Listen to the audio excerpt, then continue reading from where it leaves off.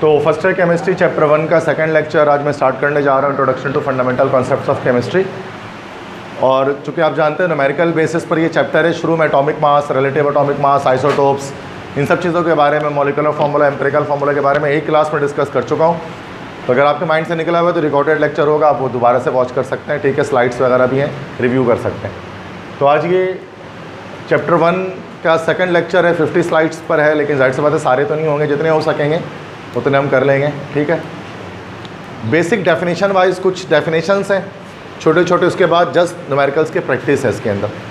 और सबसे ज़्यादा जो क्वेश्चंस बनते हैं एप्टीट्यूड के अंदर, चाहे वो ई-कैट में हो, एमडी कैट में हो, वो आपके पास जो है वो चैप्टर 1 से ही बनता है, क्योंकि सबसे ज़्यादा न्यूमेरिकल्स ही इसमें। चैप्टर 1 तो है ही न्यूमेरिकल वाला चैप्टर। अगर आपने फर्स्ट ईयर थोड़ा बहुत अगर आपको याद है तो आपको पता होगा फर्स्ट ईयर में सिर्फ न्यूमेरिकल ही है, बाकी कोई चैप्टर ऐसा नहीं है फर्स्ट ईयर का जिसमें सिर्फ न्यूमेरिकल हो और थ्योरी ना हो। ये वाही चैप्टर है जिसमें लॉन्ग क्वेश्चन कुछ नहीं बनता, सारे शॉर्ट बन रहे होते हैं और सारे न्यूमेरिकल बन रहे होते हैं, ठीक है। तो मूल कॉन्सेप्ट आई डोंट नो कि लास्ट टाइम दिया नहीं दिया था, थोड़ा मैं मूल कॉन्सेप्ट यहाँ पर दे देता हूँ आपको। मोल किससे कहते हैं?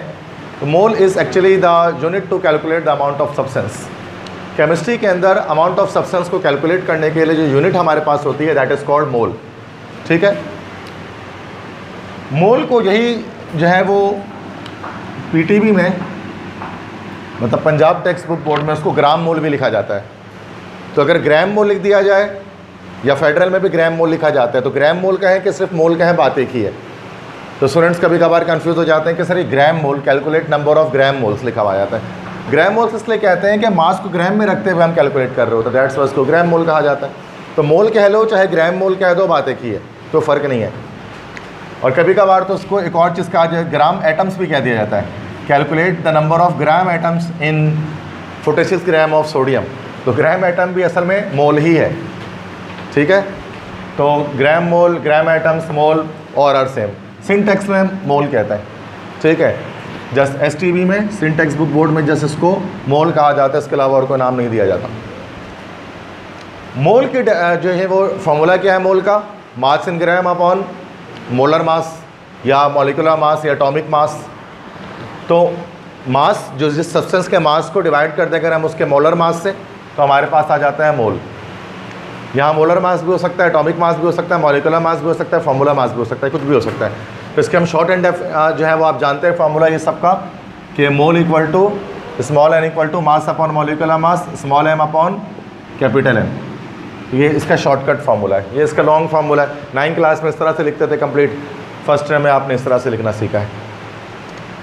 अच्छा, कुछ क्वेश्चंस यहाँ पर हैं, जैसे कैलकुलेट द ग्राम एटम्स या moles in 0.1 gram of sodium. 0.1 gram sodium में कितने जो है वो नंबर ऑफ मोल्स होंगे? तो उसके लिए बड़ा सिंपल है, क्या करेंगे? 0.1 डिवाइड बाय 23, जो उसका एटॉमिक मास, उससे डिवाइड कर देंगे। ये क्या आंसर आ जाएगा इसमें? क्योंकि सारे एनईडी वाले बैठे हैं, तो टेंशन ही नहीं, कैलकुलेटर चलाओ भाई, कोई एमकेट वाला तो नहीं है ना, तो मसला ही कोई नहीं। ये आ गया 4.34 इंटू 10 की पावर -3।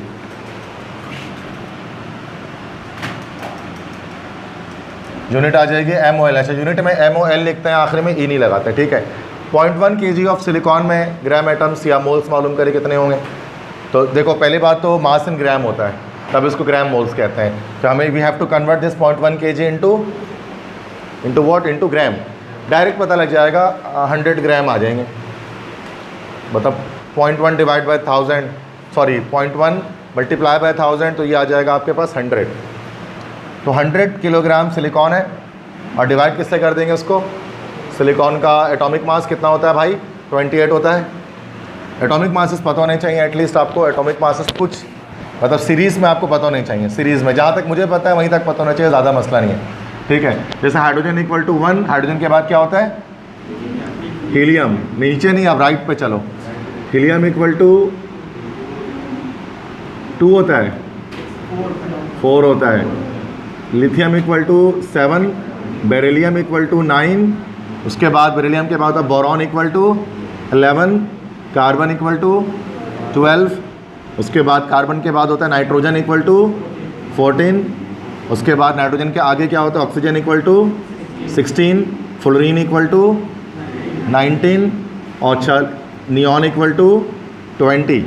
उसके बाद फिर लेफ्ट पे वापस आ जाओ, सोडियम इक्वल टू 23, सोडियम के बाद आगे मैग्नीशियम इक्वल टू 24, मैग्नीशियम के बाद आगे एल्यूमिनियम इक्वल टू 27, एल्यूमिनियम के बाद आगे silicon, silicon equal to 28, silicon के बाद आगे आ जाओ तो phosphorus equal to 31, sulphur equal to 32 और सल्फ़र के आगे फिर क्लोरीन इक्वल टू 35.5 और फिर उसके बाद argon equal to 40, then potassium equal to 39, then उसके बाद पोटेशियम के बाद आगे कैल्शियम इक्वल टू 40, ठीक है, और कैल्शियम के बाद फिर स्कैंडियम चलना शुरू हो जाता है। तो एटलीस्ट यहाँ तक तो याद ही रखें, कैल्शियम तक एटलीस्ट 20 जिसको हम कहते हैं, ताकि आप डायरेक्टली पुट कर सकें।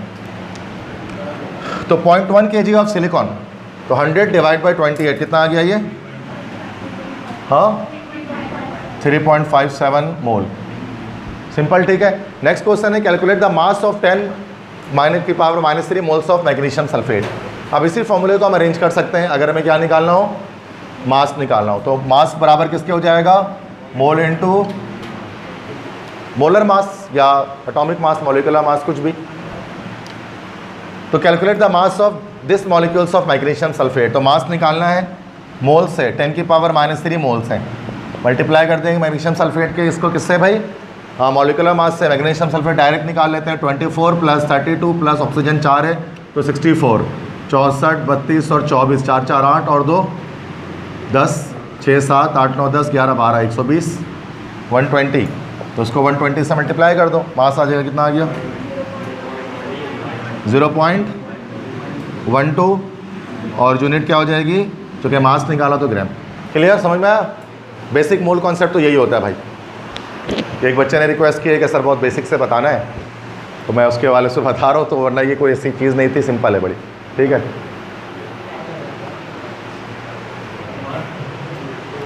तो कोई बात नहीं, बेसिक से अच्छी बातें पढ़ना, ठीक है। समझ में आ गई बात यहाँ तक? मोल का तो पता ही था कॉन्सेप्ट। एडवांस आऊँगा आगे, 50 स्लाइड, ये पहली स्लाइड है। पहली स्लाइड आसानी होती है, लेकिन शुरू में ही ना डरो। एवोगाड्रोस नंबर, साइंटिस्ट का नाम था एमेडियो एवोगाड्रो, इटालियन साइंटिस्ट थे। और एमेडियो एवोगाड्रो जो इटालियन साइंटिस्ट, उन्होंने एक नंबर बताया था 6.02 × 10 की power 23। This number is called Avogadro's number, जिसको डिनोट करते हैं NA से।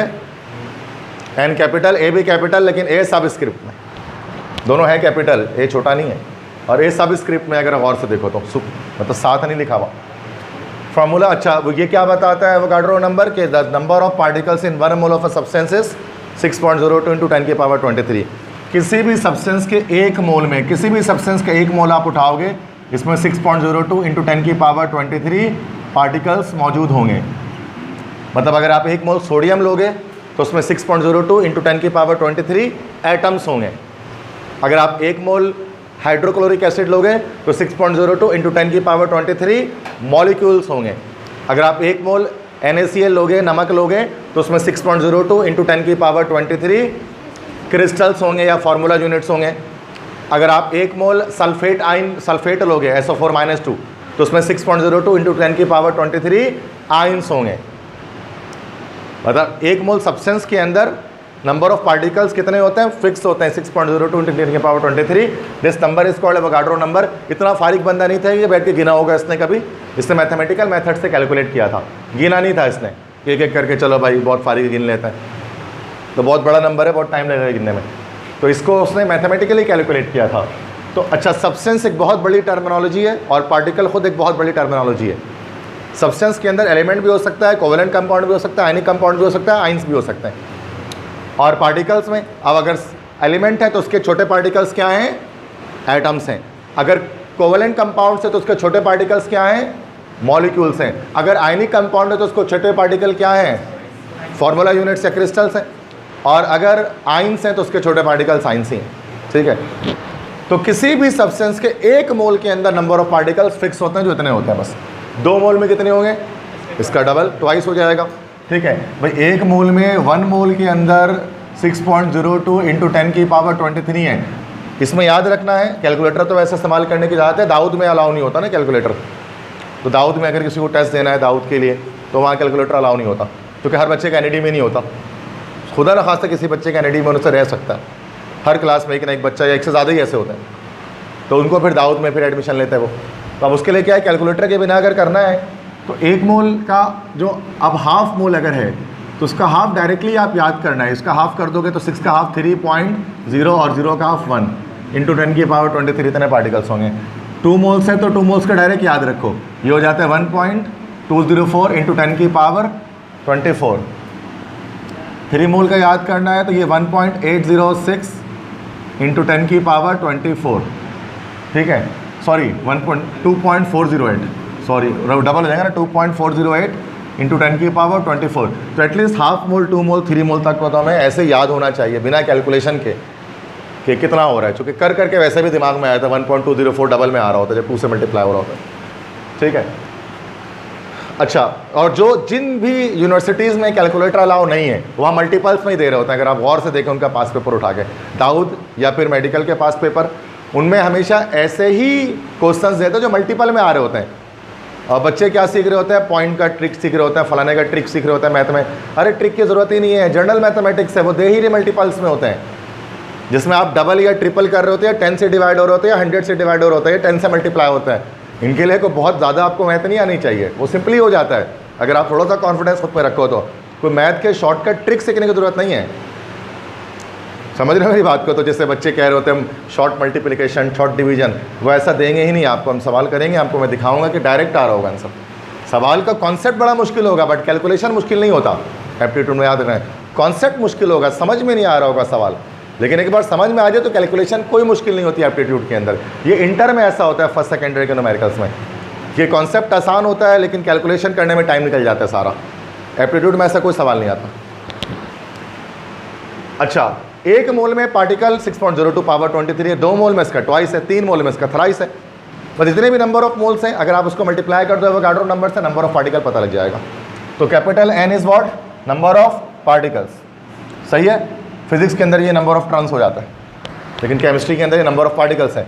Small n that is number of moles into this is Avogadro's number. अगर मास गिवन हो जाए तो फिर n को खोल देंगे, मास upon molecular mass into Avogadro's number. Clear. एक एग्जाम्पल है पीटीबी से, मतलब पंजाब टेक्स्ट बुक से,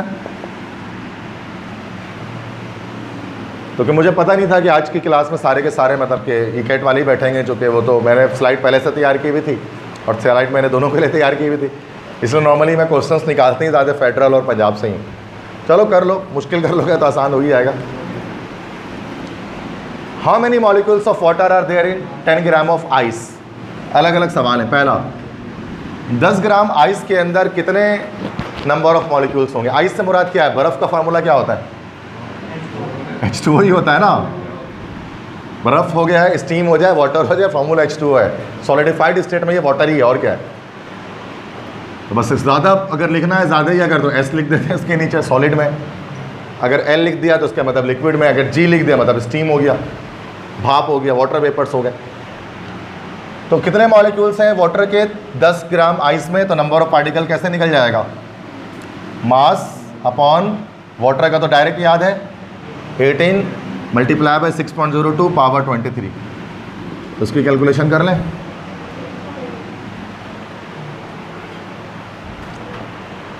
कितना आया, जल्दी जल्दी बताएं, जल्दी बताएं, टाइम बताएं।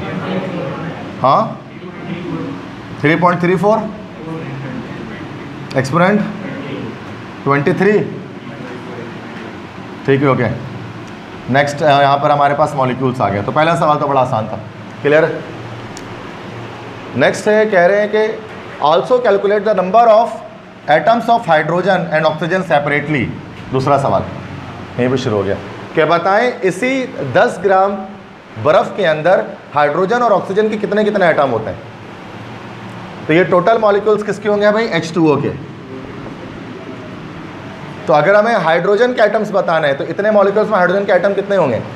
एक मॉलिक्यूल में हाइड्रोजन के कितने एटम है, 2 एटम है, तो इतने में कितने होंगे, उसका डबल होंगे, ठीक है। तो नंबर ऑफ हाइड्रोजन एटम्स ये इसका ट्वाइस हो जाएगा, 3.34 का ट्वाइस 6.68 डायरेक्ट।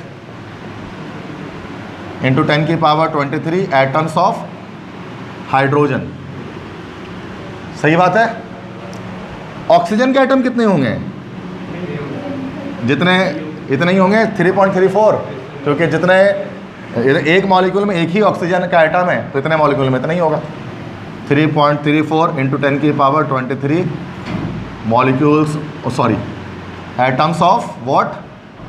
ऑक्सीजन। सही हो? दोनों हो गए ये सवाल, ये वाला सवाल क्लियर।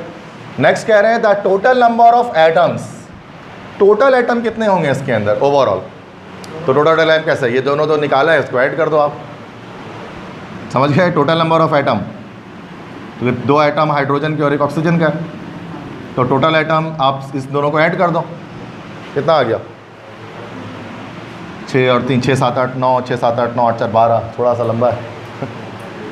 अरे यार छोड़ो, तभी मैं कैलकुलेटर लेकर आया अपना। छोड़ो, तुम लोग करते ही रहो।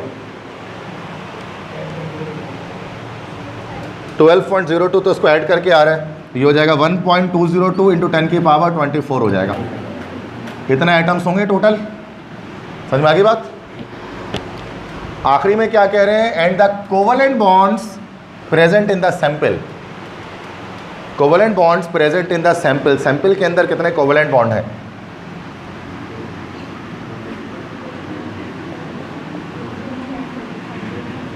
भाई देखो, इतने मॉलिक्यूल्स है टोटल वाटर के एक मॉलिक्यूल के अंदर कितने कोवेलेंट बॉन्ड होते हैं? 2 ही होते हैं ना। तो क्या करेंगे, इसको किससे मल्टीप्लाई कर देंगे? 2 से कर देंगे, तो कितना आ जाएगा ये? 6.64 इंटू 10 की पावर 24। इतने क्या है इसके अंदर भाई? Covalent bonds. हो गया सारे पार्ट? समझ में आया सारा पार्ट किस तरह से किया गया? इसमें हमने बताया सिर्फ इसमें एक चीज़ गिवन थी, 10 ग्राम पानी, 10 ग्राम बर्फ़। तो 10 ग्राम बर्फ़ के अंदर जो है वो टोटल कितने मॉलिक्यूल्स हैं ये बता दिया। हाइड्रोजन के एटम कितने थे, ऑक्सीजन के एटम कितने थे, टोटल नंबर ऑफ एटम्स कितने थे, और उसके अलावा कोवेलेंट बॉन्ड की तादाद टोटल कितनी थी। क्लियर? मतलब आपको 34 ग्राम अमोनिया दिया और पूछा जा रहा है कि बताएं इसके अंदर कोवेलेंट बॉन्ड कितने होंगे, बस और कुछ नहीं पूछ रहे। तो सबसे पहले तो हमें ये देखना पड़ेगा कि अमोनिया के 34 ग्राम अमोनिया में अमोनिया के कितने मॉलिक्यूल्स होते हैं। तो number of particles equal to mass upon molecular mass into Na Avogadro number. Mass हो गया 34 और ये निकल जाएगा 14 और 3 17, और ये आ गया एवोगाड्रो नंबर। सही है? ये आ गया 2 और n आ गया 1.204 इंटू 10 की पावर 24। इतने मॉलिक्यूल्स के 34 ग्राम अमोनिया के अंदर इतने मॉलिक्यूल्स होते हैं अमोनिया के। आप पूछ रहे हैं हमसे मॉलिक्यूल थोड़ी ना पूछा हमसे जो तो बताओ कोवेलेंट बॉन्ड कितने होते हैं। तो पहले देख रहे हैं एक मॉलिक्यूल के अंदर कोवेलेंट बॉन्ड कितने हैं। अब अमोनिया का स्ट्रक्चर बनाना पड़ेगा। अगर नहीं आता तो चैप्टर 4 में सीखना है, वो हम पढ़े नहीं अभी तक, एप्टीट्यूड में नहीं पढ़ा, वरना सेकेंड ईयर केमिस्ट्री का पेपर दे के आ रहे हो यार, मैं नहीं मानता तुम्हें नहीं पता होगा अमोनिया का स्ट्रक्चर। ठीक है? और अगर नहीं पता है तो पता नहीं पेपर के रिजल्ट क्या आएगा सेकेंड पेपर में। ठीक है? यही होता है ना अमोनिया NH3, ठीक है, लोन पेयर भी एक होता है। तो यहाँ पर 1 2 3 कोवेलेंट बॉन्ड है, एक मॉलिक्यूल में 3 कोवेलेंट बॉन्ड है, तो इतने मॉलिक्यूल में कितने होंगे? मल्टीप्लाई बाय 3 कर देंगे तो आंसर आ जाएगा। समझ में आ गई बात? किसी भी मॉलिक्यूल का निकाल सकते हैं ऐसे। अगर मीथेन का बोलेगा तो किससे मल्टीप्लाई करना पड़ेगा? 4 से करना पड़ेगा, जो कि 4 कोवेलेंट बॉन्ड होता है। सही है students, what is molar volume? Chapter 1 में इसका तस्करा आता है। मोलर वॉल्यूम किसे कहते हैं? तो the volume occupied by 1 mole of agate at STP is 22.41 dm³ और 22.41 litre. It is called molar volume. Molar volume क्या है? मोलर वॉल्यूम असल में कांस्टेंट क्वांटिटी है। मोलर वॉल्यूम खुद क्या है? ये कांस्टेंट है और उसकी वैल्यू होती है 22.41 डेसीमीटर क्यूब।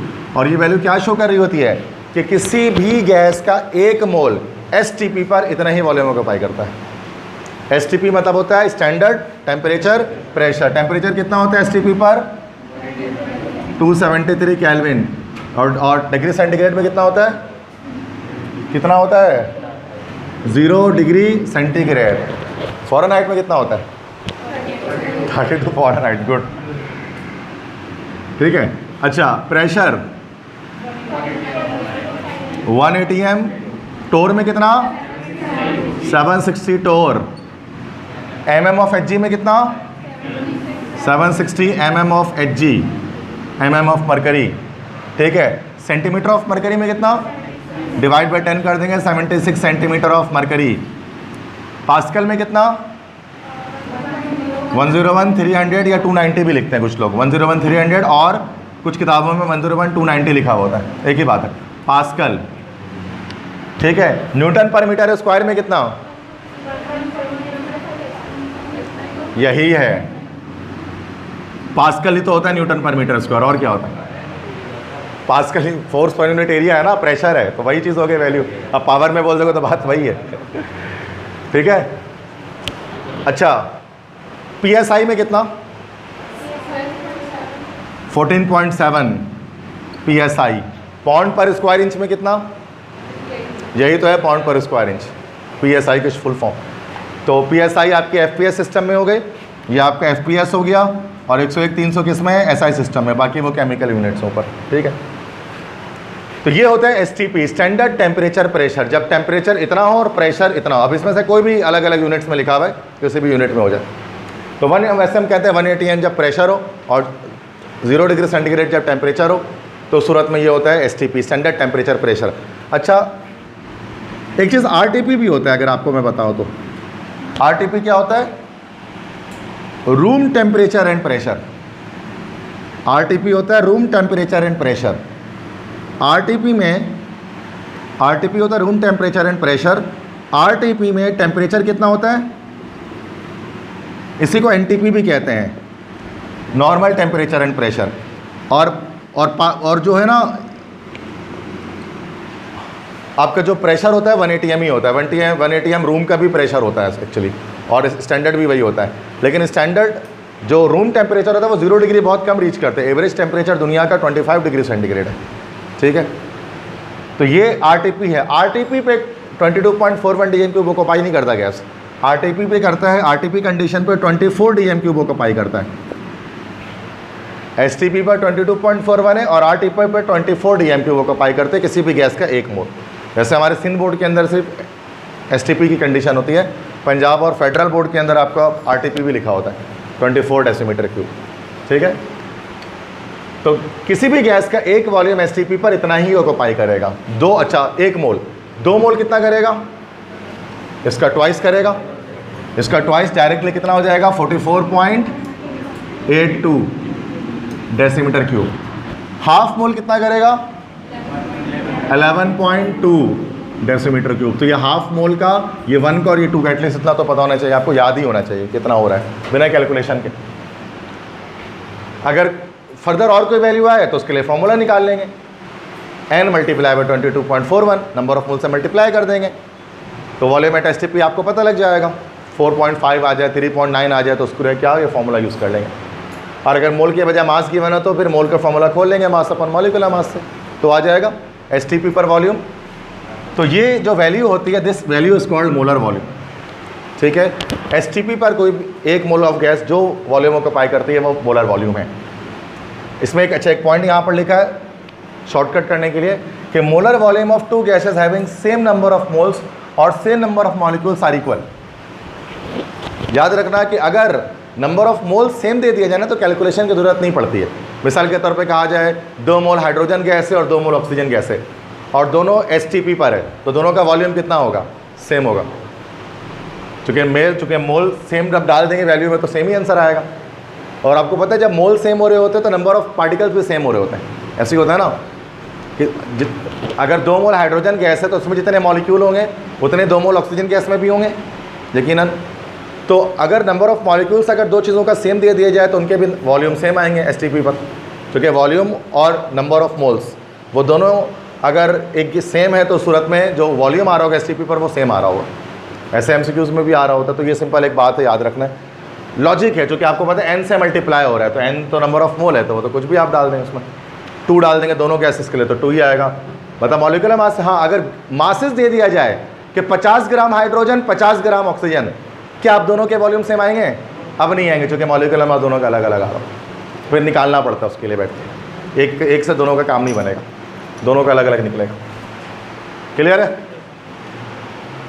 तो एक सिंपल लॉजिक इसमें फंसाते हैं थोड़ा सा, तो ये पता होना चाहिए। आगे बढ़े। स्टोइचियोमेट्री किसे कहते हैं भाई?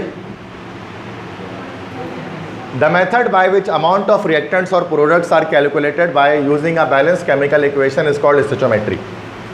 एक ऐसा मेथड, एक ऐसा तरीका जिसके जरिए रिएक्टेंट और प्रोडक्ट के अमाउंट को कैलकुलेट किया जाता है बैलेंस केमिकल इक्वेशन की मदद से, उसको कहा जाता है स्टोइचियोमेट्री। दो वर्ड से निकला, स्टोइचियो और मेट्री। स्टोइचियो के मतलब होते हैं क्या भाई? रेशो।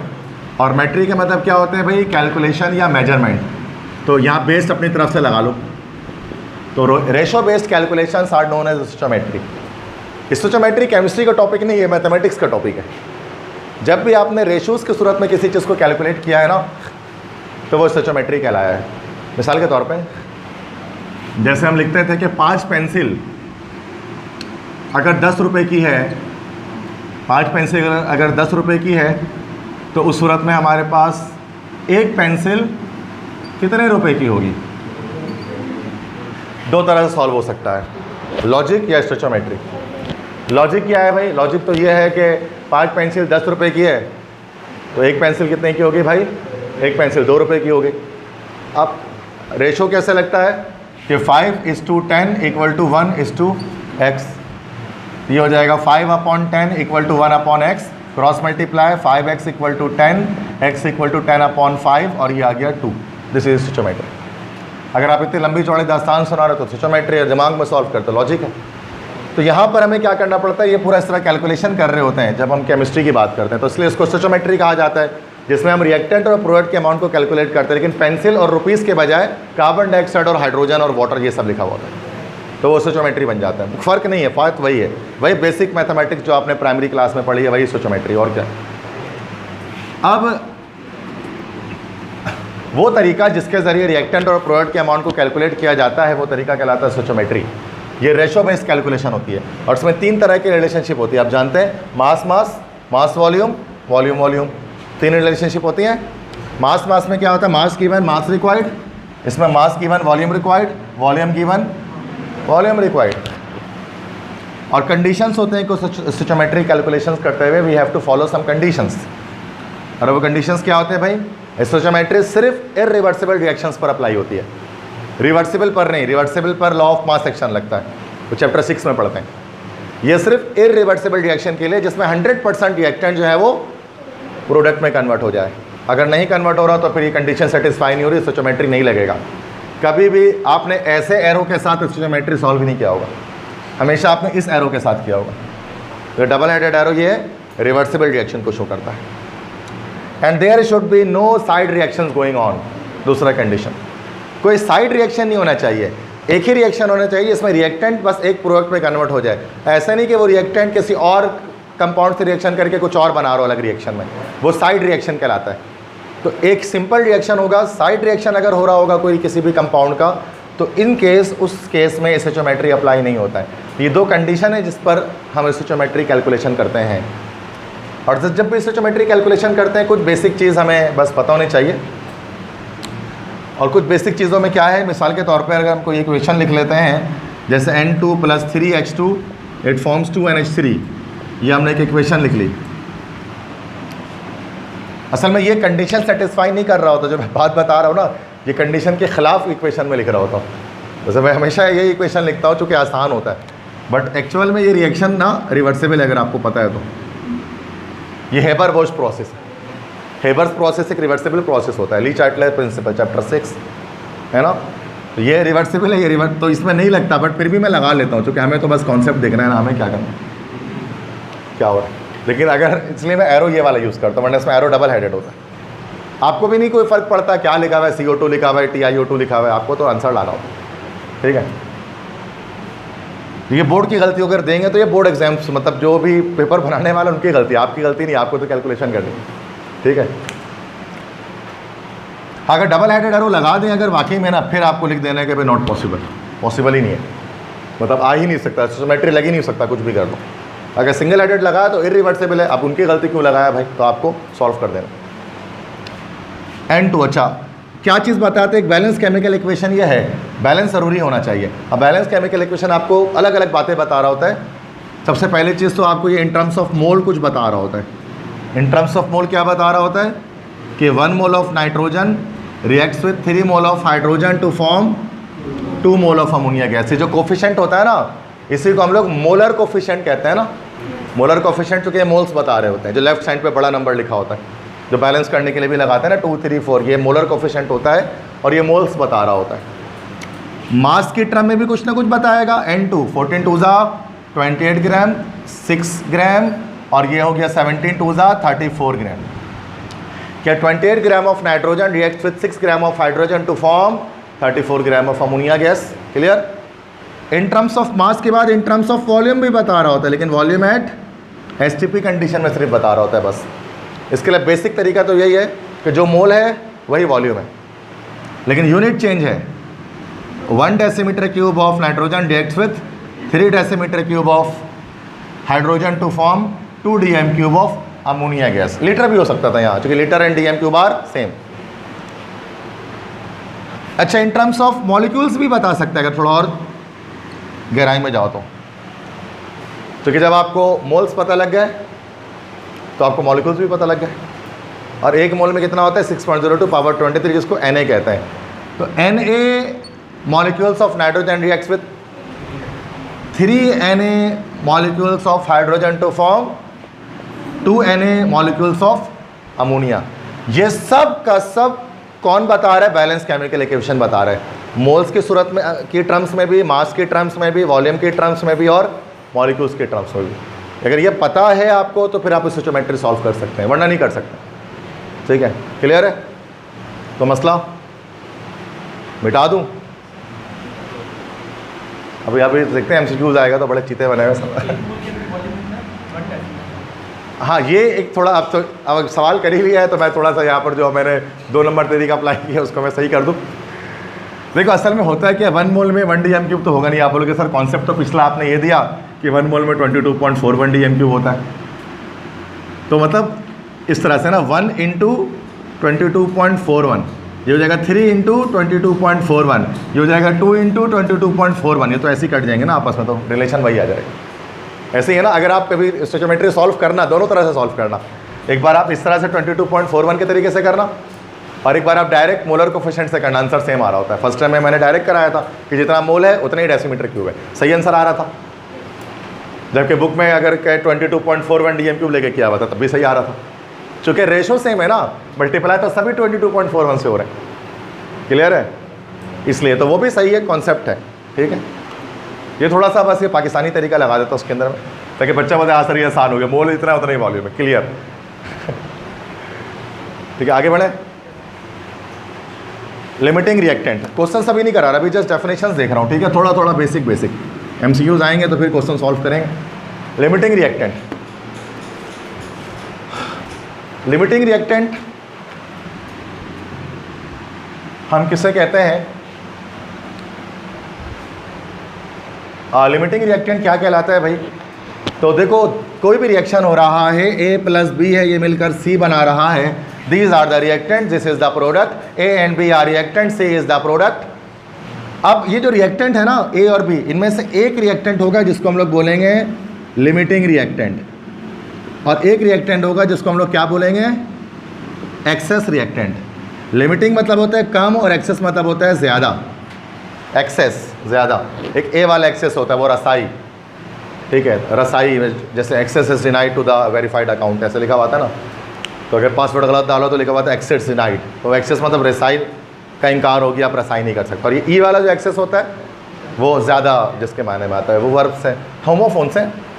ठीक है, अब सुनो, लिमिटिंग क्या है, एक्सेस क्या है? लिमिटिंग रिएक्टेंट कौन होता है? Reactant which forms least amount of product is called limiting reactant. जो रिएक्टेंट सबसे कम अमाउंट ऑफ प्रोडक्ट की फॉर्मेशन करेगा वो कहलाएगा हमारे पास लिमिटिंग रिएक्टेंट। ठीक है, और या हम ये कह सकते थे reactant which is used up first in a chemical reaction is called limiting reactant. वो रिएक्टेंट जो रिएक्शन के दौरान पहले ख़त्म हो जाएगा, जल्दी ख़त्म हो जाएगा, उसको भी हम लिमिटिंग रिएक्टेंट कहते हैं। तो दो डेफिनेशन है, वो जो सबसे कम अमाउंट ऑफ प्रोडक्ट की फॉर्मेशन करे, क्योंकि अगर आप दोनों का अगर 100 ग्राम ले लेंगे तो अब A जो C बना रहा होगा मिसाल के तौर पे, जैसे वो 40 ग्राम बना रहा है, और B जो C बना रहा है वो 60 ग्राम बना रहा है। तो जो कम बना रहे हैं वो ए बना रहे हैं, तो A is the limiting reactant because it is producing the least amount of product. और सेकंड, पहले भी जल्दी ये ख़त्म हो जाएगा, ये बचा रह जाएगा, ठीक है। और जो ज़्यादा अमाउंट ऑफ प्रोडक्ट बनाएगा उसको हम क्या बोलेंगे, वो कौन सा रिएक्टेंट होगा, एक्सेस रिएक्टेंट होगा। और जो एक्चुअल आपका जो प्रोडक्ट आ रहा होगा, एक्चुअल प्रोडक्ट, जो रियल प्रोडक्ट, वो कौन बना रहा होगा, लिमिटिंग रिएक्टेंट बना रहा होगा। चूँकि लिमिटिंग जैसे ही ख़त्म होगा रिएक्शन स्टॉप हो जाएगा, उसको समझना है। मैं तो एक एग्जाम्पल देकर बताता हूँ, ठीक है। दो बन लेते हैं और एक लेते हैं जैसे शामी कबाब, तो बन जाता है एक बर्गर। और भी चीज़ें डाल लेते हैं, लेकिन एटलीस्ट समझ जाओ कि दो बन और एक शामी कबाब रखते हैं, तो फिर दो बन से मुराद उसके दो स्लाइसेस, तो बन तो पूरा एक मिलाकर हो जाएगा, स्लाइस कह देते हैं, ठीक है। अब सही है, दो स्लाइस ले लेते हैं और एक शामी कबाब ले लेते हैं, तो फिर एक बर्गर बन जाता है, शामी बर्गर बन जाता है, ठीक है। अंडे वाला ही बन सकता है, लेकिन अब फिलहाल शामी बर्गर बना रहे हैं। तो अब इसमें क्या है कि दो स्लाइस और एक शामी कबाब बनता है। तो अब इसमें देखो, अगर हमने ये क्या कर लिया कि 100 स्लाइस मेरे पास है और 100 शामी कबाब मेरे पास है,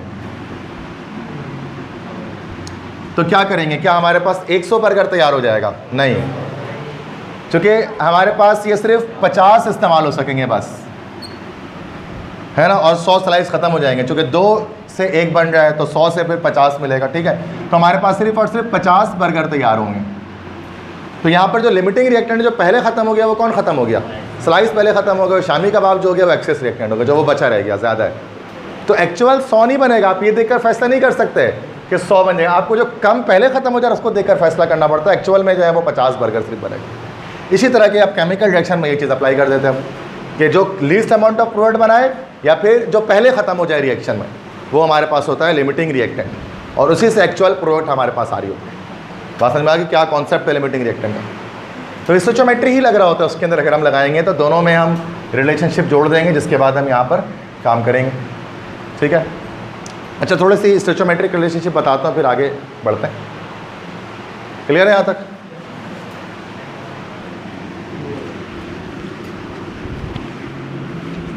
अच्छा देखें, एक ही रिएक्शन, वही रिएक्शन दोबारा लिखता हूँ मैं, आपको सारे एक साथ 2-3 मिनट में बता देता हूँ। 3H2 it forms 2NH3। अगर आप, अच्छा पहले मास मास रिलेशनशिप जैसे कि मैं बता देता हूँ, मास बेसिक बता देता हूँ, मास रिलेशनशिप। तो भैया बताओ कि आप ये बताएं कि ये हो जाएगा 48 ग्राम नाइट्रोजन से, तो आपको बताना है कितने ग्राम ऑफ अमोनिया बनेंगे। सवाल ये दे दिया क्या कि बताओ 48 ग्राम नाइट्रोजन कितने ग्राम अमोनिया को प्रोड्यूस करेगा, ये सवाल आ गया। ये मास रिलेशनशिप है, क्यों? क्योंकि मास गिवन है और मास रिक्वायर्ड है। तो यहाँ पर हमें क्या करना है कि हमें ये पता है कि नाइट्रोजन, ठीक है, डायरेक्ट मैं बता रहा हूँ कि नाइट्रोजन का और अमोनिया का रिलेशनशिप है। तो नाइट्रोजन है 14 टू 28 कितना बना रहा है भाई, 34 ग्राम इक्वल टू, और हमें बताना है कितने से, 48 से। 48 कितना बनाएगा भाई, x बनाएगा। ये रेशो मेथड जिसको हम कहते हैं, सिंपलेस्ट मेथड एप्टीट्यूड में ऐसे ही हम करते हैं, इंटर में भी ऐसे ही करवाता हूँ वैसे मैं तो 28 divide by 34 equal to 48 divide by x। ये क्रॉस मल्टीप्लाई हो जाएगा, 28x equal to 48 into 34, x equal to 48 into 34 upon 28, ये ग्राम में आंसर आ जाएगा। ये होता है मास रिलेशनशिप, ठीक है। 28 का रेशो अगर 34 के साथ है तो 48 का किसके बाद बनेगा, x के साथ बनेगा रेशो, x निकाल लिया। ये शॉर्टकट तरीका है। इस तरह से यहाँ पर मास है, अगर हमें मास वॉल्यूम कह दिया जाए, मास वॉल्यूम दे दिया जाए, और एक इक्वेशन चलो चेंज कर देता हूँ, methane plus oxygen carbon dioxide plus water बन गया, ठीक है जी बच्चों। देखो हाइड्रोजन 4 यहाँ 2 लगा दिया, बैलेंस कर दिया, और यहाँ पर भी शायद 2 लगेगा। क्लियर है? आपसे कह रहे हैं कि, आपसे ये कह रहे हैं यहाँ पर, तो 12 4 16 12 और 4 16 25 64 64 ग्राम ऑफ मीथेन दे दिया, और आपसे ग्राम ऑफ ऑक्सीजन पूछ लिया इसके अंदर, सॉरी ग्राम नहीं, dm³ ऑफ ऑक्सीजन पूछ लिया है, किस पर भाई, एट STP पर। सही है जी। मास वॉल्यूम हो गया, क्योंकि मास गिवन है और dm³ मतलब वॉल्यूम रिक्वायर्ड है। ये दिया हुआ है मीथेन का मास और ऑक्सीजन का वॉल्यूम रिक्वायर्ड है। तो यहाँ पर याद रखो, पहले मास मास रिलेशनशिप अप्लाई करते हैं, उसके बाद क्या करते हैं, फाइनली कन्वर्जन करते हैं। पहले मास मास ही लगेगा। अब इन दोनों के बीच का रिलेशन है, एक ये हमारे पास है और एक ये हमारे पास है। तो 16 ऑक्सीजन 2, 32 32 2 ज़ा 64, 64 x। तो 16/64 equal to 64/x, cross multiply 16x equal to 64 into 64, x equal to 64 into 64/16, x की कोई वैल्यू आ जाएगी और ये क्या आ जाएगा, इतना ग्राम ऑफ ऑक्सीजन आ जाएगा। हमसे बोला क्या, हमसे ग्राम तो बोला ही नहीं, हमसे क्या बोला, क्या निकालना है, वॉल्यूम निकालना है, वॉल्यूम एट एसटीपी। तो वॉल्यूम एट एसटीपी का फार्मूला हमारे पास क्या होता है, एसटीपी पर वॉल्यूम निकालना है, अभी पीछे बताया था, मास अपॉन मॉलिक्यूलर मास, मोल से भी निकल सकता है, इंटू 22.41। मास कितना आया भाई, यहाँ पर कितना भी आ गया होगा, एक्स कुछ भी आ गया होगा, अरे छोड़ो कुछ भी आ गया होगा, एक्स, ठीक है, निकल ही जाएगा ना इतना, तो इसके बाद तो कोई बचा ही नहीं। कैपिटल एम कितना आ जाएगा, इसको O2 है, कितना हो जाएगा 32, वॉल्यूम आ जाएगा यूनिट 3m क्यूब के अंदर। क्लियर, ये हो गया मास मास। देखो मास मास में भी सेम यही कर रहे हो, मास वॉल्यूम, मास वॉल्यूम में क्या कर रहे होते हैं, सेम वही मास मास कर रहे होते हैं। फाइनली क्या करते हैं कि जब मास आ जाता है तो उसको हम मोलर वॉल्यूम वाला जो फार्मूला है वो लगाकर वॉल्यूम में कन्वर्ट कर लेते हैं, ऐसा ही है। अच्छा, ये फॉर्मूला उस वक्त लगेगा अगर आपकी कंडीशन कौन सी हो भाई, एसटीपी हो। अगर एसटीपी ना हो, एसटीपी नहीं हुआ, एक सवाल चेंज किया, बोला भाई एसटीपी पे तो नहीं, बल्कि 2.5 ATM प्रेशर है और 300 केल्विन टेम्परेचर, अब बताओ वॉल्यूम कितना बनेगा। अब ये एसटीपी कंडीशन नहीं है, अब क्या करेंगे, जर्नल गैस इक्वेशन लगाना पड़ेगा वॉल्यूम निकालने के लिए। अब हमें क्या करना पड़ेगा, PV इक्वल टू NRT या M/कैपिटल MRT, ऐसे ही करना पड़ेगा, ठीक है। तो यहाँ पर हम क्या कर लेंगे, वॉल्यूम निकालना है तो MRT small m RT upon capital M और P। स्मॉल m मास ये आ जाएगा 32, capital R 0.0821, gas constant, temperature 300 kelvin, sorry, और कैपिटल M 32 आ जाएगा, प्रेशर 2.5 ATM आ जाएगा, वॉल्यूम निकाल लेंगे। ये इन दैट केस जब ये वाली कंडीशन हो, मतलब जब कंडीशन ये वाली हो कि आपको एसटीपी के अदर देन कंडीशन दे देते हो, तो वॉल्यूम ऐसे नहीं निकालेंगे, वॉल्यूम ऐसे निकालेंगे। इसमें भी मैंने थोड़ी सी आपके लिए आसान किया हुआ है कि एटीएम में प्रेशर दे दिया है। अगर टोर में दे देता तो डिवाइड किससे करते हैं, 760 से करते हैं। अगर केल्विन के बजाय टेम्परेचर सेंटीग्रेड दे देता तो किससे प्लस करते हैं, 273 से। तो वो सब काम भी करना पड़ता है। क्या मास वॉल्यूम समझ में आ गया? अच्छा, वॉल्यूम अगर रिलेशनशिप कह दे तो वो भी बड़ा सिंपल है, मास मास की तरह डायरेक्ट रिलेशनशिप है। चेंज कर लेते हैं थोड़ा सा, मतलब फॉर्मूला अपना, बेंजीन ले लेते हैं, C6H6 प्लस ऑक्सीजन, बहुत तंग किया है सेकेंडर में। C6H6 बेंजीन ले लिया, प्लस O2, ये हो जाएगा carbon dioxide plus water, 6CO2 हो गया यहाँ पर, और हाइड्रोजन यहाँ पर 3 हो गया, ऑक्सीजन 6 to the 12, 12 और 3 15, शॉर्टकट 15/2। अच्छा, बैलेंस है। कह रहे हैं कि भाई आपको मैं दे देता हूँ 10 dm³ ऑफ CO2 दे दे रहा हूँ, आप बताना how much dm³ of carbon dioxide बनेगा। वॉल्यूम, अरे गलती से मिस्टेक हो गया। चलो, 10 लीटर बेंजीन दिया, बताओ कितना लीटर कार्बन डाइऑक्साइड बनेगा। है volume given, volume required, direct relationship, ठीक है। कितना dm³ है, 1, कितना dm³ है, 1:6। 10 से बताना है कितना बनेगा, 1/6 equal to 10/x, x equal to 10 × 6 कितना आ गया। लॉजिक से भी सॉल्व कर सकते थे भाई, एक से 6 बन रहा है तो 10 से 60 ही बनेगा ना, तो ऐसे भी कर सकते हैं। क्लियर, ये वॉल्यूम में कोई कन्वर्जन नहीं। तीनों रिलेशन समझ में आ गया, मास मास मास वॉल्यूम।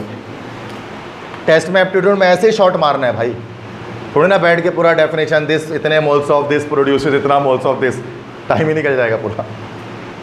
ये शॉर्टकट है, रेशो मेथड, इस रेशो मेथड से करना है। लिमिटिंग रिएक्टेंट बस थोड़ा सा बता दो, सही है। एक सवाल लिमिटिंग रिएक्टेंट का करा देता हूँ।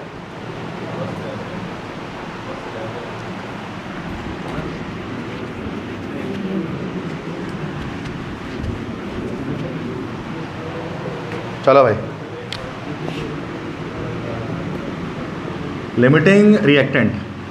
देखो एक सवाल लिखता हूँ, P प्लस H2 ये बन गया फॉस्फीन, है ना। बैलेंस कर लेते हैं यार, क्या करूँ, 2 कर दूँ, 3 कर दूँ, 2 कर दूँ, बैलेंस सही है। कह रहे हैं कि 100 gram of phosphorus and hydrogen reacts together, find 100 gram of, पूरी तरह से बल्कि ऐसा नहीं लिखूँ, 100 gram of phosphorus and 100 gram of hydrogen reacts together, find pH, find mass of pH3। मास के अलावा भी पूछ सकता है, वॉल्यूम भी पूछ सकता है, लेकिन मैं लिमिटिंग रिएक्टेंट, लेकिन वो चीज़ लिमिटिंग रिएक्टेंट नहीं कहलाती, फिर वो मास वॉल्यूम बन जाता है। मतलब वो कन्वर्जन हम कर ही लेंगे। अगर मास पूछ रहा है, आखिरी में मोल पूछ ले, आखिरी में नंबर ऑफ मॉलिक्यूल्स पूछ ले, आखिरी में कुछ भी, वो कन्वर्जन हो जाएगी, लेकिन बेसिक फंडा तो समझो। लिमिटिंग रिएक्टेंट के सवाल को समझने का सिंपल तरीका ये है कि दोनों जितने भी रिएक्टेंट होंगे सबके मासेस गिवन कर देंगे। 100 ग्राम फॉस्फोरस भी दिया, 100 ग्राम हाइड्रोजन भी दिया, बोला बताओ pH3 कितना बनेगा। तो उसका मतलब 2 अलग अलग आंसर्स आएंगे, और करेक्ट आंसर जो होगा, जो लीस्ट, जो सबसे कम जो आ रहा होगा वो वाला होगा। तो पहले यहाँ से देख लेते हैं। 31 1 का, 31 2 का, 62 इज टू, ये हो गया 31 प्लस 3, 31 प्लस 3 34, और 34 2 ज़ा 68। कोई कैलकुलेटर नहीं चलाना भाई, डायरेक्ट करो। इक्वल टू 100 से बनाते हैं, 100 is to x, 62 upon 68 equal to 100 upon x। ठीक है, तो 62x equal to 100 into 68, x equal to 100 into 68 divide by 62। 100 के आसपास कुछ आ रहा होगा यार, ये देखो करो कितना, 109.6 ग्राम। क्लियर। ये हमने किससे बताया भाई, फॉस्फोरस से बताया। अब हाइड्रोजन से बता देते हैं। 3 to the 6 gram of hydrogen कितना बना रहा है भाई, 68 ग्राम ऑफ फॉस्फीन बना रहा है। 100 ग्राम हाइड्रोजन कितना बनाएगा, x बनाएगा। तो 6 upon 68 equal to 100 upon x, cross multiply 6 equal to 100 into 64, x equal to ये 6400, 6400 अपॉन 6 कितना आ गया, 1066.6 ग्राम ऑफ, ये हमारे पास आ गया। तो यहाँ पर लिस्ट ये वाला है, तो लिमिटिंग रिएक्टेंट क्या हुआ हमारे पास, फॉस्फोरस हो गया। सही, तो लिमिटिंग रिएक्टेंट भी वही है, मास। आप बोलोगे सर मास और लिमिटिंग में क्या फ़र्क रहा, उसमें एक बार काम कर रहे होते हैं, उसमें एक से ज़्यादा बार, कम से कम 2 बार तो करना ही होगा, 3 बार भी कर सकते हैं। ऐसा ही बात है ना, ठीक है, क्लियर है। अच्छा, ईल्ड किसे कहते हैं, ईल्ड के मतलब होते हैं पैदावार या प्रोडक्शन या अमाउंट ऑफ प्रोडक्ट। तो amount of product formed after a chemical reaction. अच्छा, ईल्ड के कहते हैं, क्या मतलब होता है, प्रोडक्ट, ठीक है, या जितना प्रोडक्ट बन रहा है, जिस पैदावार, production, that is called yield. Y silent होता है उसके अंदर। अब ईल्ड 2 तरह के हमारे पास होते हैं, एक हमारे पास होता है एक्चुअल ईल्ड और एक हमारे पास होता है कौन सा, थ्योरेटिकल ईल्ड। अब क्या फ़र्क है एक्चुअल ईल्ड और थ्योरेटिकल ईल्ड में, ये देखें। The amount of product formed after a chemical reaction is called actual yield. किसी केमिकल रिएक्शन के दौरान जितना भी प्रोडक्ट बन रहा होता है, जो भी अमाउंट ऑफ प्रोडक्ट की फॉर्मेशन हो रही होती है, वो हमारे पास कहलाती है एक्चुअल ईल्ड। जब कोई केमिकल रिएक्शन किया, मतलब लैब में किया गया या इंडस्ट्री में किया गया, लैब में, इंडस्ट्री में कोई केमिकल रिएक्शन हुआ और उससे जो भी प्रोडक्ट बना, that is actual yield. Theoretical yield क्या है, the amount of calculated, the amount of, ये प्रोडक्ट भी होगा, the amount of product calculated from balance chemical equation is called theoretical yield. जब आप बैलेंस केमिकल इक्वेशन से yield या निकाल रहे होते हैं, स्टोइचियोमेट्री वगैरह लगाकर, जब आप प्रोडक्ट की वैल्यू फाइंड आउट कर रहे होते हो, तो that is called theoretical yield. और एक्चुअल ईल्ड हमेशा कम होती है थ्योरेटिकल ईल्ड से। कैसे भाई, जब हम कैलकुलेट कर रहे होते हैं ना, तो हम ये सोच रहे होते हैं कि 100% reactant is converting into product. हम यही सपोज कर रहे होते हैं कि 100% रिएक्टेंट जो है वो प्रोडक्ट में कन्वर्ट हो जाएगा, और हमको साइड रिएक्शंस वगैरह ये सब हम नहीं देख रहे होते। बट जब रियल में रिएक्शन करते हैं ना, तो बहुत सारे साइड रिएक्शंस हो रहे होते हैं, जिसकी वजह से जो तादाद है, जो कैलकुलेटेड वैल्यू है वो नहीं आ रही होती है, बल्कि उससे कम हमारे पास प्रोडक्ट आ रहा होता है। हर केस में ऐसा ही है। इलेक्ट्रिसिटी वगैरह में जब हम बात करते हैं भाई ये करंट है, बैटरी से फला वोल्टेज की बैटरी है, उससे हमने करंट फेंका और फला बल्ब तक वो करंट पहुंच गया, तो एक्चुअल में उतना करंट नहीं पहुंचता है, हीट लॉस होता है ना, वो वायर रेजिस्टेंस इतना खा जाता है, तो वो सारा करंट नहीं पहुंचता एक्चुअल में। बिल्कुल ऐसे ही एक्चुअल में सारा रिएक्टेंट प्रोडक्ट में कन्वर्ट नहीं होता, बल्कि थोड़ा रह जाता है। ठीक है, तो जो रियल में बनता है वो एक्चुअल यील्ड है, और जो आप कैलकुलेट करो यहाँ बैठ के वो थ्योरेटिकल यील्ड है। वो हमेशा ज़्यादा होगी, चूँकि वहाँ पर आपने आइडियल कंडीशन पे आपने पूरा सॉल्व किया हुआ है, जबकि रियल में ऐसा नहीं होता। रियल में तो चीज़ें साइड से बातें डिफरेंट होती हैं, वहाँ पर साइड रिएक्शंस हो सकते हैं, लॉसेस हो सकती हैं अलग अलग तरह की। तो अब हमें क्या होता है, हम परसेंटेज यील्ड निकालते हैं फिर, कि आपने कैलकुलेट में किया कुछ आया और रियल में किया तो कुछ आया, कितना परसेंट असल में हमारे पास पैदावार आया। अगर हम इक्वेशन के लिहाज से देखें तो वो परसेंटेज यील्ड कहलाता है। उसके लिए हमें सिंपल फार्मूला है, एक्चुअल यील्ड जो आया है एक्सपेरिमेंट करके डिवाइड कर दिया, जो न्यूमेरिकल करके आया थ्योरेटिकल उससे, और मल्टीप्लाई कर दिया किससे, 100 से, तो हमें पता लग जाएगा कितना परसेंट हमें पैदावार हमें हासिल हुई उस इक्वेशन में। तो बस ये एक फार्मूला है जो मैं समझा रहा था, जो परसेंटेज यील्ड का फार्मूला था। यील्ड किसे कहते हैं मैंने आपको बता दिया, एक्चुअल यील्ड क्या है, थ्योरेटिकल यील्ड क्या है। तो इस तरह के न्यूमेरिकल्स भी आते हैं, एनईडी में भी आते हैं, जबकि ये वो हमारे कोर्स में नहीं है, सिंध बोर्ड में। देखिए एग्जाम्पल देख लें, मिसाल के तौर पे लेट से सल्फ़र है, उसको जलाया गया, सल्फ़र डाइऑक्साइड गैस बन गया 100 ग्राम। अब जैसे कि कोई कह रहा है भाई 64 ग्राम सल्फ़र को जलाएंगे तो बताएं कितना आपके पास कितना ग्राम सल्फ़र डाइऑक्साइड बनेगा। तो 64 ग्राम से हमारे पास जो सल्फ़र डाइऑक्साइड के ग्राम बनेंगे, तो वो देख लें पहले। ऑक्सीजन, ये सल्फ़र नॉर्मल होता है कितना, 32 से कितना बन रहा है, 32 + 32 64 इक्वल टू, और 64 ग्राम सल्फ़र से कितना बनेगा भाई, x बनेगा। तो 32/64 इक्वल टू 64/x, ये 32x equal to 64 into 64, x equal to 64 into 64/32, 32 1 32, 32 2 64, x equal to 128 gram of sulphur dioxide. ठीक है जी बच्चे, ये आपके पास जो आया ना, ये जो यील्ड आया, ये आपका आया कौन सा यील्ड, थ्योरेटिकल यील्ड, क्योंकि आपने थ्योरेटिकली कैलकुलेट किया।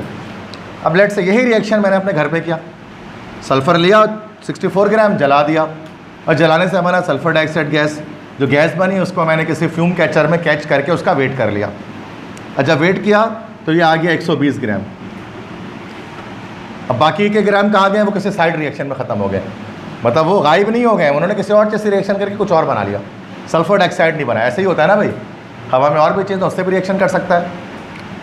तो ये आप कैलकुलेट नहीं कर सकते, इसके लिए एक्सपेरिमेंट करना पड़ेगा। एक्चुअल यील्ड ये हमारे पास है, एक्चुअल यील्ड ये एक्सपेरिमेंटली कैलकुलेट होता है, ये आप नहीं कैलकुलेट कर सकते किताब कॉपी पकड़ के, बल्कि उसके लिए एक्सपेरिमेंट लैब में जाना पड़ेगा, तब जाकर कैलकुलेट होगा।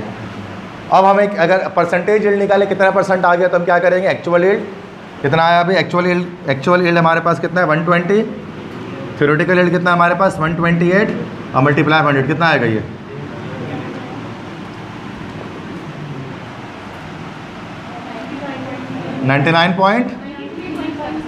93.75%, इतना परसेंट प्रोडक्ट हासिल हुआ है।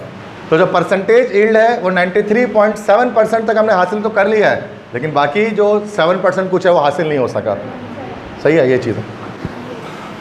अच्छा, तो ये पंजाब टेक्स्ट बोर्ड से MCQs हैं। फर्स्ट MCQ है the mass of 1 mole of electron is dash, कि 1 मोल इलेक्ट्रॉन का वज़न कितना होता है।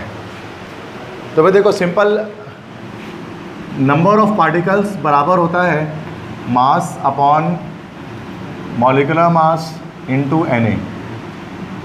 ये हमारे पास एक चीज़ होती है। Na हमारे पास एवोगाड्रो नंबर है 6.02 × 10⁻23। मास बताना है 1 मोल इलेक्ट्रॉन का, तो 1 मोल इलेक्ट्रॉन का मास बताना है यहाँ पर हमें, ठीक है। तो वैसे सॉरी, यहाँ पर मास ऑफ मास का फॉर्मूला लगाना है, तो मास किसके बराबर होता है, mole equal to mass upon molecular mass, और मास बराबर हो गया मोल इनटू मॉलिक्यूलर मास, ठीक है। तो मोल हमारे पास 1 है यहाँ पर, ठीक है, और कैपिटल M हमें यहाँ पर निकालना है किसका भाई, कि ये जो इलेक्ट्रॉन है, इलेक्ट्रॉन का कैपिटल M हमारे पास क्या निकलेगा AMU के अंदर, हाँ 1 पॉइंट किस तरह निकालते हैं इसको?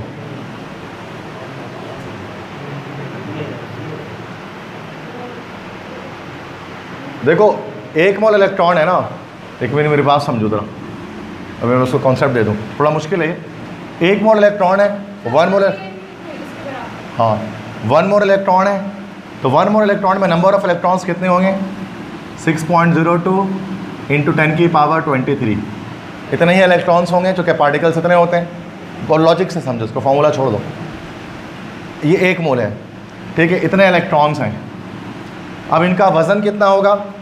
अब यहाँ ये कितना, अच्छा ये पार्टिकल्स हैं 1 मोल के, और वज़न है तो एक का वज़न कितना होता है? एक हमारे पास जो इलेक्ट्रॉन होता है उसका वज़न कितना होता है? 9.11 इंटू 10 की पावर -31 kg में, ठीक है। तो इस नंबर को हमने मल्टीप्लाई कर दिया 9.11 इंटू 10 की पावर -31 kg से। इसमें क्या होगा हमारे पास कि 1 मोल का वज़न kg में आ जाएगा हमारे पास, ठीक है। तो उसको निकालें, इसमें कितना निकला पहले कैलकुलेट करें, बोले 6.608 एक्सपोनेंट 53 ना, एक्सपोनेंट 7 -7, ये आएगा ना, आपने गलत कैलकुलेट किया है। 5.48 10 की पावर -7 kg। अब kg को मिलीग्राम में कन्वर्ट करना है, 1000 से नहीं करेंगे, 1000 से करेंगे, ग्राम नहीं है ये, किलोग्राम है। पहले किलोग्राम से ग्राम में जाएंगे, मल्टीप्लाई करना पड़ेगा। 10 की पावर करना नहीं है, अभी इसको छोड़ दें, अभी इसको देखें 10 की पावर -7 है ना, पहले इसको आपको मल्टीप्लाई करना है 10 क्यूब से, 1000 से, तो ये बन गया ग्राम। फिर दोबारा मल्टीप्लाई करना है 10 क्यूब से, तो क्या बन गया? मिलीग्राम। तो 10 की पावर 6 हो गई है, और 10 की पावर -7 और +6 हो गया 10 की पावर -1, तो ये 0 पॉइंट, यह हो जाएगा हमारे पास 0.548 mg। 0.548 को राउंड ऑफ करेंगे तो कितना आ गया? 0.55 मिलीग्राम। तो 1 मोल इलेक्ट्रॉन का वज़न, तो हमने क्या किया पहले, 1 मोल जो इलेक्ट्रॉन्स होंगे इसमें पार्टिकल्स कितने हैं? अब इतने होंगे, इसको मल्टीप्लाई कर दिया हमने 1 इलेक्ट्रॉन के वज़न से kg में, kg में कोई वैल्यू आ गई, 10 की पावर -6 से हमने क्या किया, उसको मल्टीप्लाई किया, मतलब 1000 से 1,000,000 से, तो क्या हो गया हमारे पास? ये वैल्यू आ गई 0.548, राउंड ऑफ किया तो 0.55। ये मुश्किल था इसलिए आप नहीं कर पाए, पहला MCQ था, ठीक। ये लास्ट ईयर इसमें आया था, नस्ट में आया था ये MCQs, यहीं से, जो डायरेक्ट बुक के MCQs निकालता है। 27 gram of aluminium will react complete with how much mass of O2 to produce Al2O3? Al plus O2 it forms Al2O3। पहले इक्वेशन बना लेंगे, तो एल्यूमिनियम और ऑक्सीजन है, 2 लगा दें यहाँ पर, बैलेंस हो गया, और यहाँ पर 3 है, तो हम यहाँ पर 3/2 नहीं करेंगे, क्योंकि how much mass of O2 to produce, तो थोड़ा होल नंबर में ले आते हैं, फ्रैक्शनल बैलेंस नहीं करते, होल नंबर में कर लेते हैं। तो 3 करेंगे तो 2 करेंगे, 2 2 4 हो जाएगा ना, फिर यहाँ पर 3 करेंगे ना, 3, फिर यहाँ पर हमें क्या करना पड़ेगा 2, फिर यहाँ पर क्या करना पड़ेगा 4, अभी बैलेंस है, ईजी हो जाता है इससे। फ्रैक्शनल बैलेंस में ना आपको खुद ही मसला है, कैलकुलेशन कर रहे हैं। 27 ग्राम ऑफ, अच्छा, aluminium will react completely with how much mass of O2 to produce Al2O3? पहले तो हम देख लेते हैं कि 4 × 27 कितना हो गया हमारे पास? 108 ग्राम एल्यूमिनियम कितना चाहिए? ये हो गया 32 3 96 ग्राम, और यहाँ पर हमें बताना किससे, 27 ग्राम से कितना बनेगा भाई? x ग्राम बनेगा। 188/96 इज इक्वल टू 27/x, तो 188/96 इक्वल टू 27/x, ठीक है। 108 है, सॉरी 188 नहीं है, 108 है, तो 108x equal to 27 into 96, x equal to 27 into 96/108, कितना आया? 24 ही आ रहा है, ठीक है, गुड। नेक्स्ट है the number of moles of CO2 which contain 8 gram of oxygen. Logical, कितने मोल कार्बन डाइऑक्साइड के उसमें जो है वो 8 ग्राम ऑक्सीजन होगा? लॉजिक से सॉल्व कर लो, सॉल्व करना नहीं पड़ेगा, मतलब लॉजिक से आप कर रहे हो उसको। देखो 1 मोल कार्बन डाइऑक्साइड में कितने ग्राम ऑक्सीजन है? 32 ग्राम है। आधे मोल में कितने होंगे? 32 का हाफ 16 ग्राम होंगे। उसका भी आधा 0.25 में कितने होंगे? अब 16 का भी आधा कितना हो गया? 8।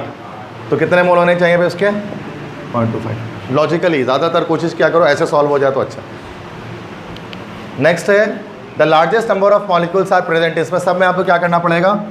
Number of particle equal to mass upon molecular mass into Avogadro number लगाना पड़ेगा, तो आपको पता लगेगा लार्जेस्ट। तो लार्जेस्ट नंबर ऑफ मॉलिक्यूल्स किस में आ रहे हैं? चारों में से डी में आ रहे हैं। लो सबका अलग थोड़ी ना आएगा यार, अलग एक ही आएगा। 3.6 divide by 18 into 6.02 power 23, 4.8 divide by ये कितना 46 है ना, 46 into 6.02 power 23, 2.8 upon 12 16 28 into 6.02 power 23, 5.4 divide by ये पता नहीं क्या हो गया 14 प्लस और पता नहीं कितना भी हो जाएगा उसको करके करके। मेरे लिहाज से यार इसमें जो सबसे कम रेशो आ रहा है ना, सबसे रेशो लार्जेस्ट है ना, हाँ लार्जेस्ट रेशो लास्ट वाले में नहीं, सी में आ रहा है। मतलब आप अगर मल्टीप्लाई भी नहीं करेंगे ना, आप मोल भी निकाल के पता लग जाएगा। 0.2 0.1 0 पॉइंट ये वाला दोनों 0.1 है, बिना एवोगाड्रो के भी सेम आएगा। तो सबसे ज़्यादा तो डी में आ रहा है ना, नहीं कैलकुलेशन कैलकुलेटर चलाने दो। 3.6 डिवाइड बाय 18 ये आपका हो गया आपका 0.2 सही है। 4.8 डिवाइड बाय 46 ये आपका हो गया 0.104 सही है। 2.8 डिवाइड बाय 20 ये आपका हो गया 0.14, ये 0.108 पूरा लिख दे रहा हूँ। ये 5.4 डिवाइड बाय ये पूरा निकालना होगा, N2O5 है ये 28 प्लस 16 इंटू 5 108। तो बहुत ही ये तो बहुत कम रेशो निकलेगा।